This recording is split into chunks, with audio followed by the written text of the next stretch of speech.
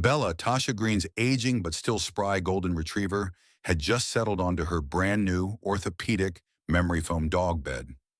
Tasha had placed it in a shady, quiet corner of their meticulously kept backyard in the affluent, but increasingly restrictive, community of Willow Creek Preserve. It was a top-of-the-line bed, a prototype actually, from a new pet wellness line Tasha's company was developing, designed for maximum comfort and hygiene. Bella sighed contentedly, a picture of canine bliss. That bliss and the bed itself were about to go up in smoke. "Ms. Green, what is that? That putrid pile of pestilence you've allowed to fester in your yard?" The voice, dripping with venom and self-righteousness, belonged to Mr. Frank Crabtree, the HOA president of Willow Creek Preserve, a man whose small eyes missed no perceived infraction and whose even smaller heart held no room for compassion, especially for pets he deemed incompatible with our community's image. He stood at Tasha's fence line, flanked by two HOA-contracted groundskeepers who looked more like arsonists for hire, one holding a can of gasoline, the other a long-handled lighter.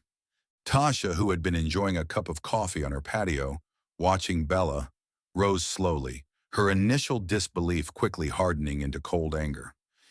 "Mr. Crabtree, good morning. That is Bella's new orthopedic bed. It is clean, brand new, and specifically designed for her comfort and health." "Comfort and health?" Frank Crabtree scoffed, his face contorting with disgust. "It looks like a flea-infested, mange-ridden mattress dragged out of a dumpster.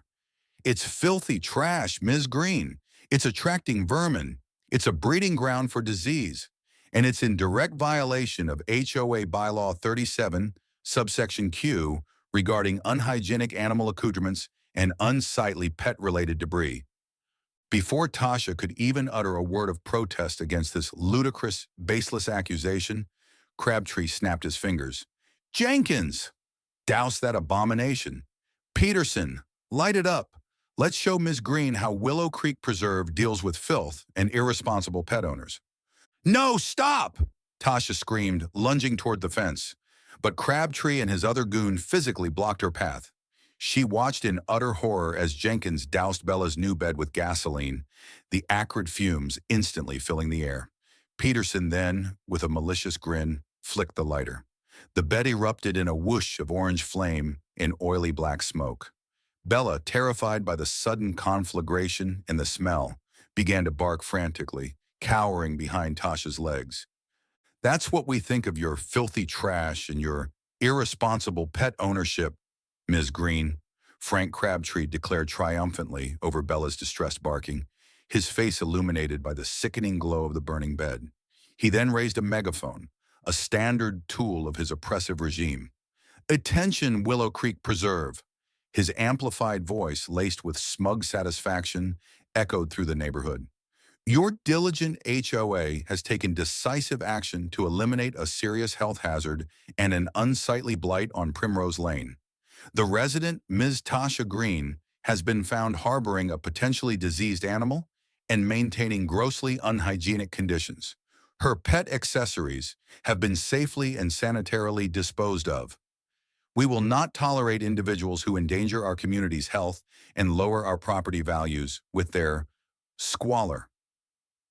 Irresponsible? Unhygienic? Squalor?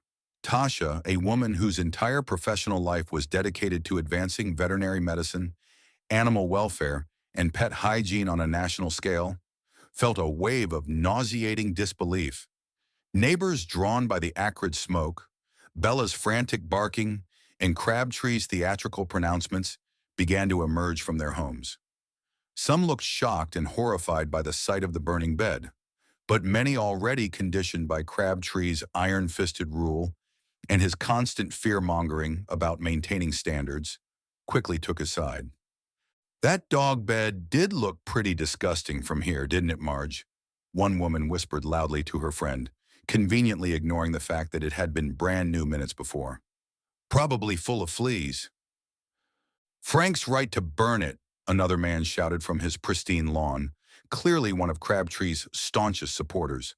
"We don't need that kind of filth in our neighborhood. And that dog of hers is always barking, probably rabid. He should ban all pets.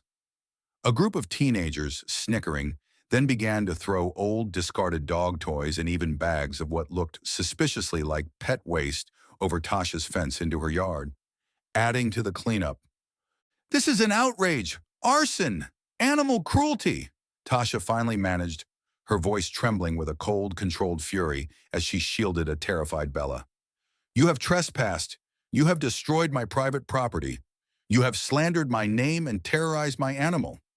You are a menace, Frank Crabtree, not me or my dog." "Slander?" Crabtree sneered as his associate, a woman named Doris with a phone camera, gleefully filmed the entire scene, making sure to get close-ups of Tasha's angry face, the cowering Bella, and the smoldering, toxic remains of the dog bed. "We are merely documenting your clear violations for the official HOA record, Ms. Green, and for the lawsuit we will be filing if you don't immediately rectify your pet problem."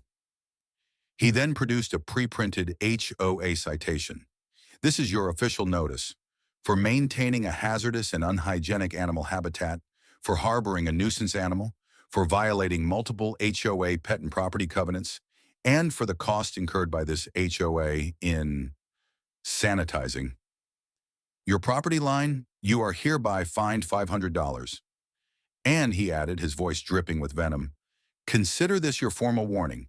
The HOA is now petitioning for a permanent ban on all pets on your property. If Bella is not removed from Willow Creek Preserve within 7 days, we will have her forcibly seized by animal control and impounded, and we will pursue your eviction for being a persistent danger to this community. $500, banning her beloved Bella. Eviction. All because of a brand new, high-quality dog bed that Frank Crabtree, in his infinite ignorance and malice, had decided was filthy trash. Tasha, a billionaire philanthropist whose national chain of state-of-the-art Green Vet pet hospitals had saved and improved the lives of millions of animals, whose company was at the forefront of veterinary innovation and compassionate care, was being treated like a negligent, abusive pet owner by a petty tyrant whose understanding of animal welfare wouldn't fill a flea collar.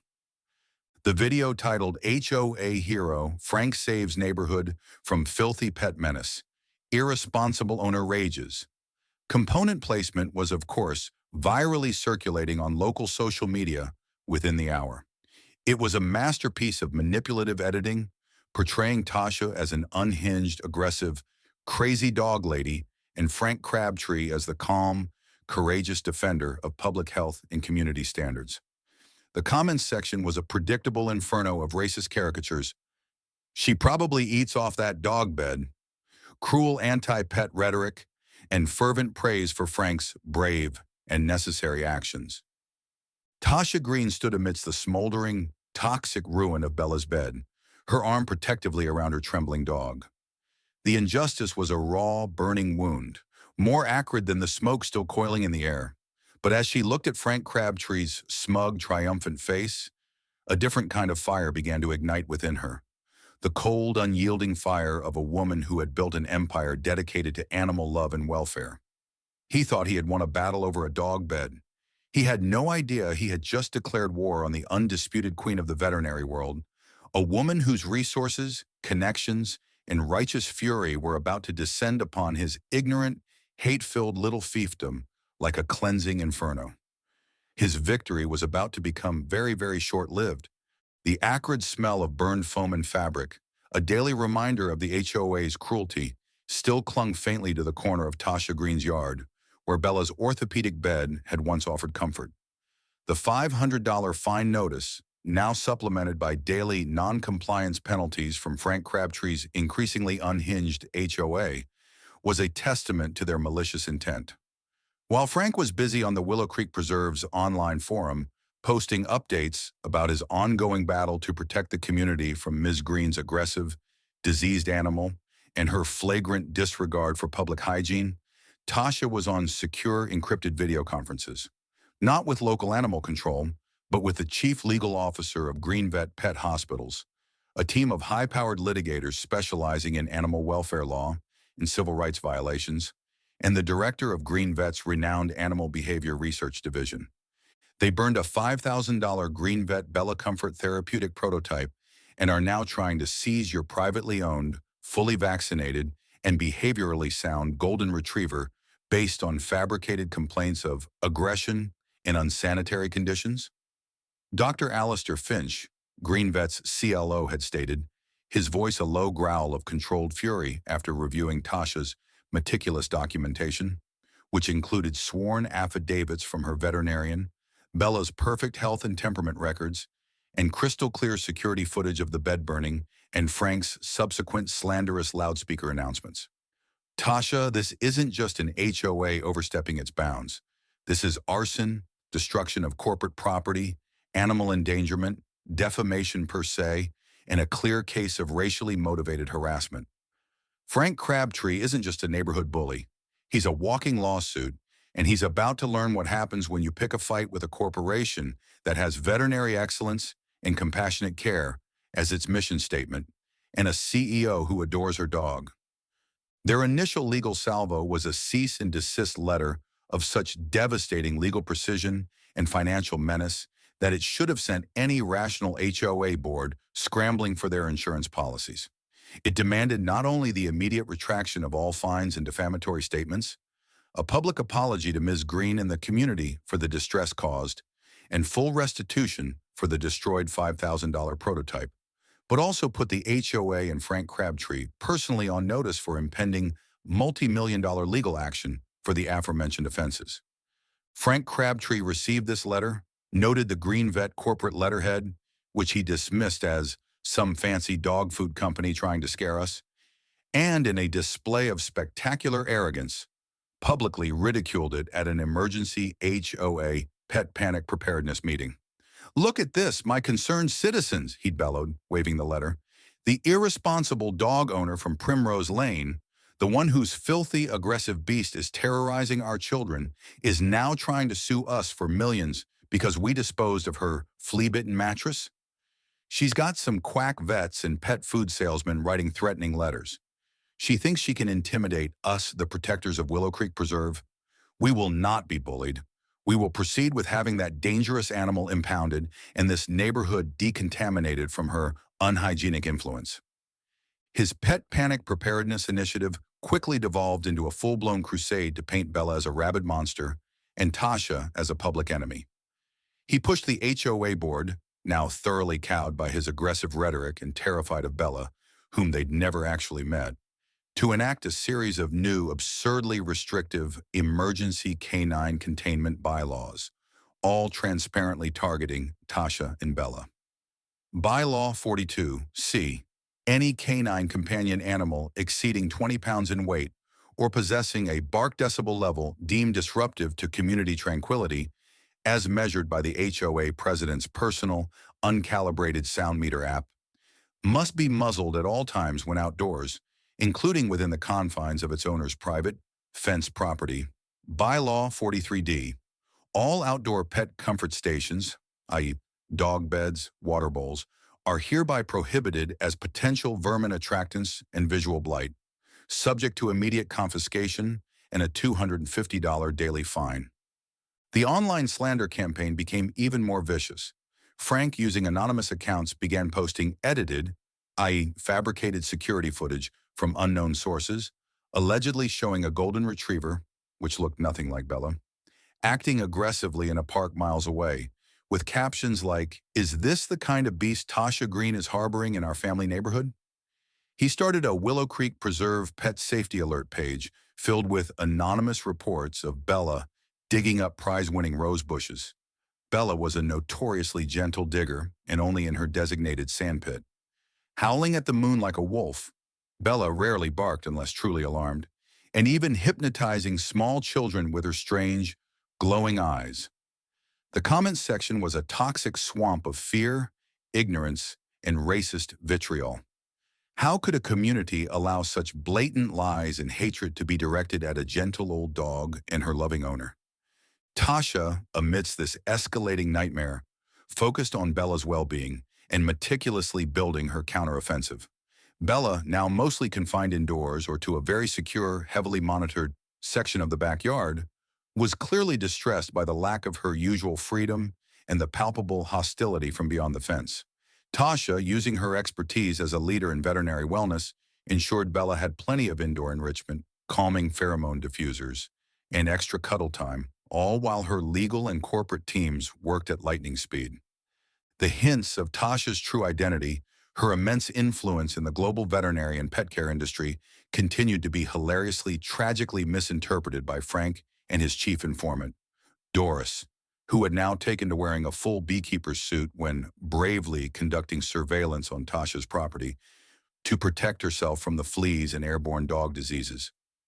One afternoon, a fleet of sleek, custom-branded GreenVet mobile pet wellness vans, state-of-the-art mobile veterinary clinics, was seen discreetly parked on a street just outside Willow Creek Preserve.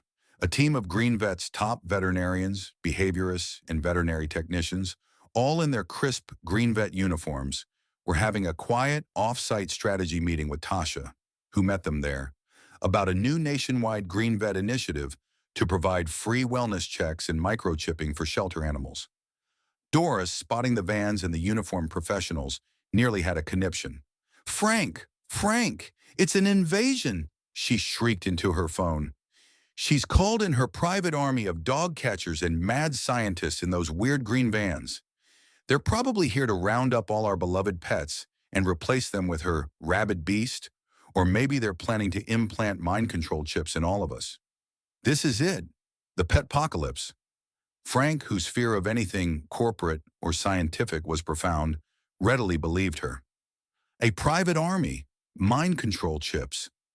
I knew she was more than just an irresponsible pet owner. She's a bioterrorist using that dog as a weapon. Another time, Tasha was on a very public live-stream video conference call. She was addressing the World Pet Health Organization's annual summit, delivering the keynote speech on the future of companion animal therapeutics and global veterinary care standards. She spoke eloquently about GreenVet's commitment to innovation, its multi-billion-dollar investment in ethical research, and its philanthropic arm, the Bella Green Foundation, which funded animal shelters and rescue operations worldwide. Frank's nephew, Kevin, who was now convinced every HOA victim was a secret supervillain, happened to see a clip of the speech on a pet lover's YouTube channel. He didn't recognize Tasha out of her neighborhood casual attire, but he heard GreenVet, Billions, Bella Green Foundation, and Global. He excitedly told his Uncle Frank, "Uncle Frank, that Tasha Green lady, the one with the dangerous dog, I think she might be running some kind of international pet smuggling ring. I heard her talking about billions and global operations and some Bella Green thing, probably code for black market puppies." Frank was now utterly convinced that Tasha Green was not just a local nuisance, but a powerful, shadowy figure using her filthy dog as a front for a vast criminal enterprise. He felt a perverse sense of heroism. He was the one brave enough to stand up to her. He decided the time for mere fines and online slander was over. He had to deliver the coup de grace. He announced with tremendous fanfare the first annual Willow Creek Preserve Community Pet Fair and Responsible Ownership Day, to be held in the neighborhood park the following Saturday. The flyer promised fun for the whole family, pet adoption booths from a disreputable local breeder Frank was friends with, and a special community forum and vote on addressing neighborhood pet-related safety and hygiene concerns, which everyone knew was code for the public trial and condemnation of Tasha Green and her dog, Bella. He even arranged for a local, slightly seedy animal impoundment service, not official county animal control, who had already dismissed his complaints about Bella as baseless, to have a vehicle ominously parked nearby, just in case.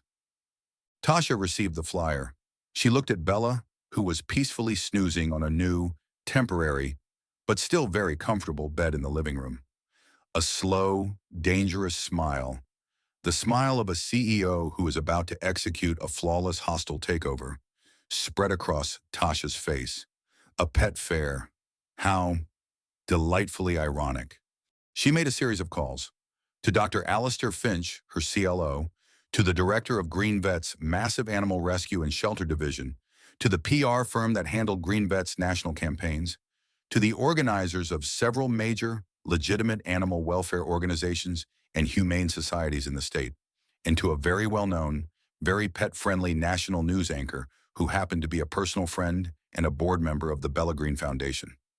"Ladies and gentlemen," Tasha had said, her voice calm and infused with a steely resolve, "I believe Mr. Frank Crabtree of the Willow Creek Preserve HOA is planning a rather unconventional pet fair next Saturday. He intends to make my dog, Bella, and myself the star attractions of a public shaming. I think it's time Green Vet and all its friends in the animal welfare community made a rather significant appearance. Let's show Mr. Crabtree and his unfortunate community what true responsible pet ownership and indeed true compassionate power really looks like. Oh, and bring the mobile adoption units. All of them. And perhaps a few of our top veterinary specialists for free public consultations. It's going to be quite a day for the animals."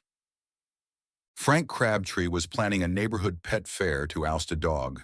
Tasha Green, Veterinary Mogul, was preparing to unleash a veritable Noah's Ark of consequences and a tsunami of goodwill that would drown his petty tyranny in a wave of wagging tails and purring contentment. The first annual Willow Creek Preserve Community Pet Fair and Responsible Ownership Day was in full, if somewhat pathetic, swing.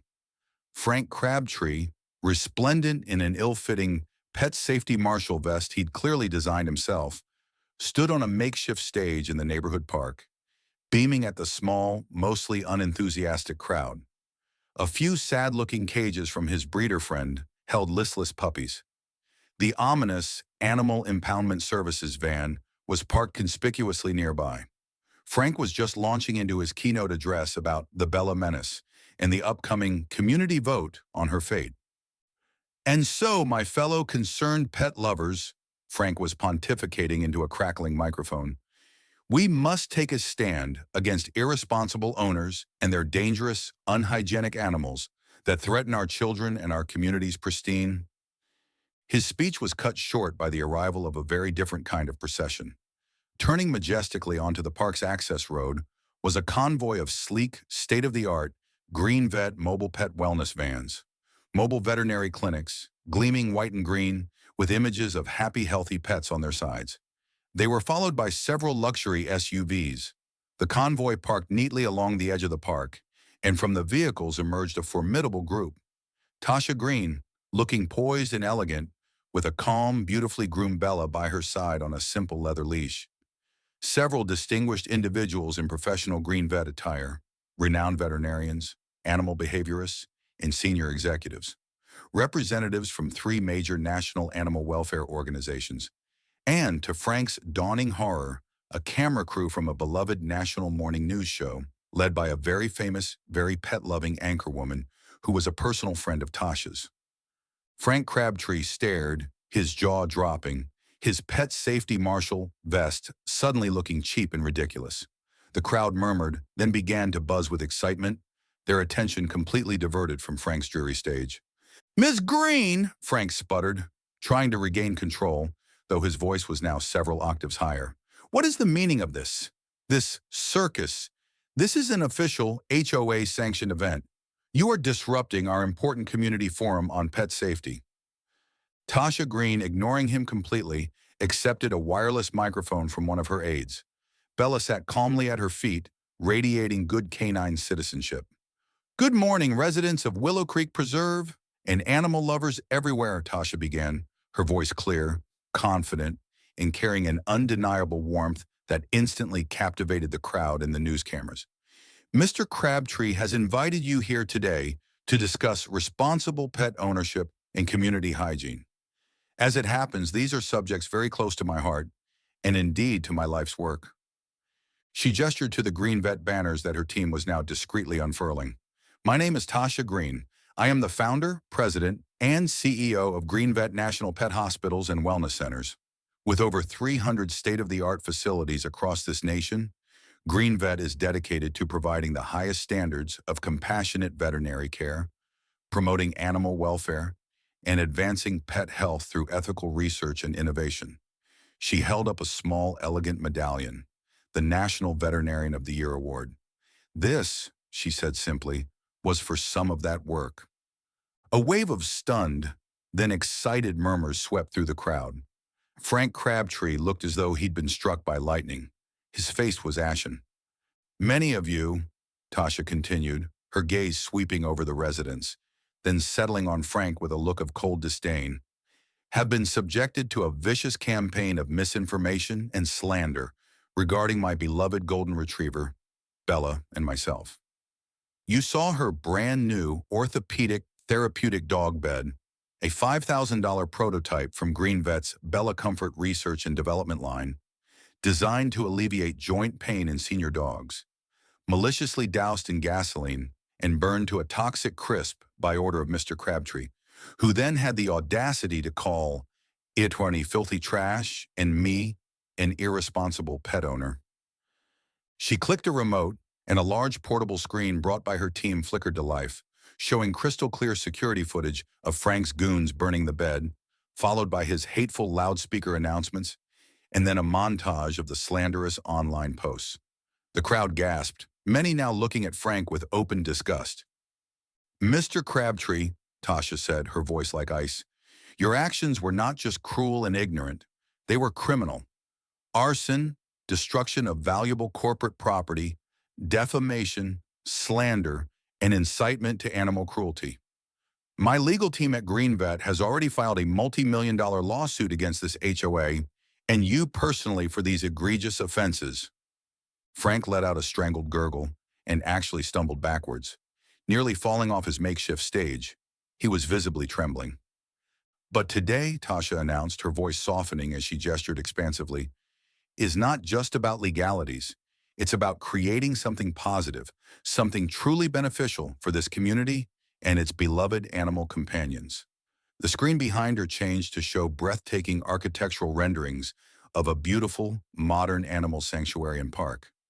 Green Vet, in partnership with the Bella Green Foundation, our company's multi-million-dollar philanthropic arm, has today finalized the acquisition of the 10-acre wooded parcel of land directly adjacent to Willow Creek Preserve on its northern boundary.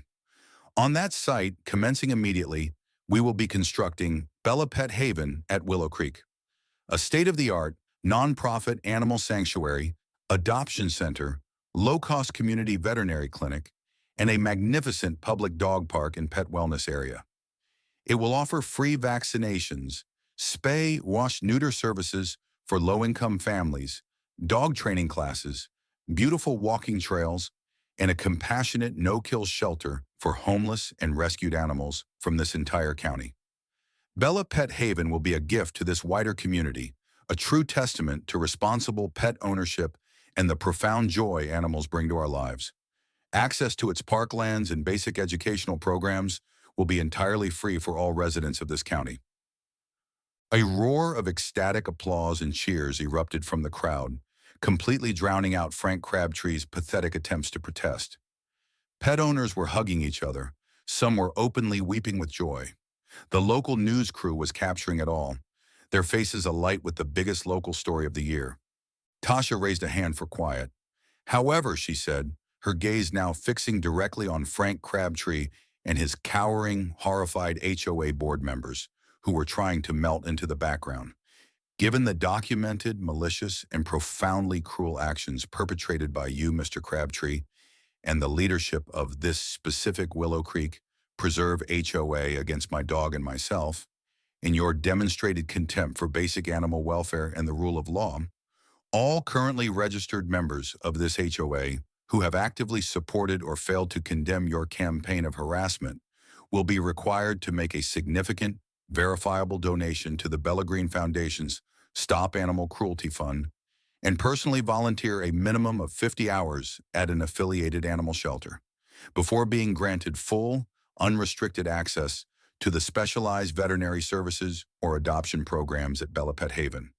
Alternatively, she added, a ghost of a smile playing on her lips, you can simply enjoy the delightful sounds of happy, well-cared-for animals from just beyond your property lines, knowing you had absolutely nothing to do with their joy. The humiliation for Frank Crabtree was total and absolute. He was booed, jeered, and openly ridiculed by his own residents, who now saw him not as a protector, but as a petty, cruel fool who had almost cost them access to an incredible community asset. "Frank, you idiot," one man screamed. "You burned a $5,000 dog bed and tried to run off a veterinary billionaire who wants to build us a free pet paradise for our animals? You're not just fired, you're a disgrace." Tasha Green then knelt beside Bella, gently stroking her soft fur, as the Green Vet team began setting up mobile adoption units filled with adorable, hopeful rescue animals.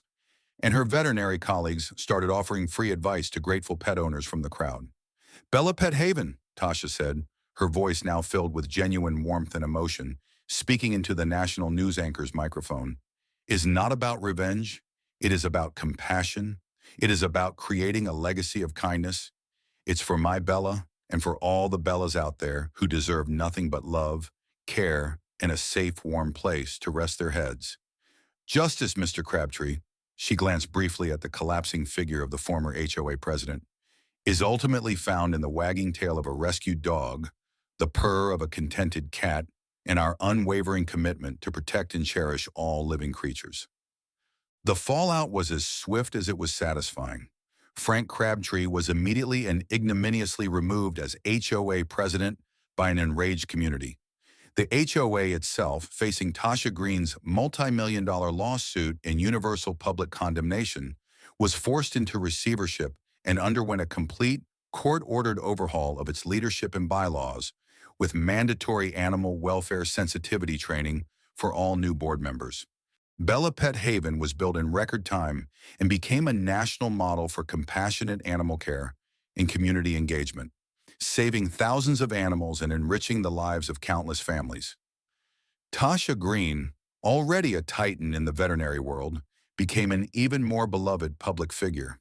She also established the Green Veterinary Institute for Shelter Medicine, offering scholarships and free advanced training to veterinarians and technicians dedicated to working with homeless and abused animals.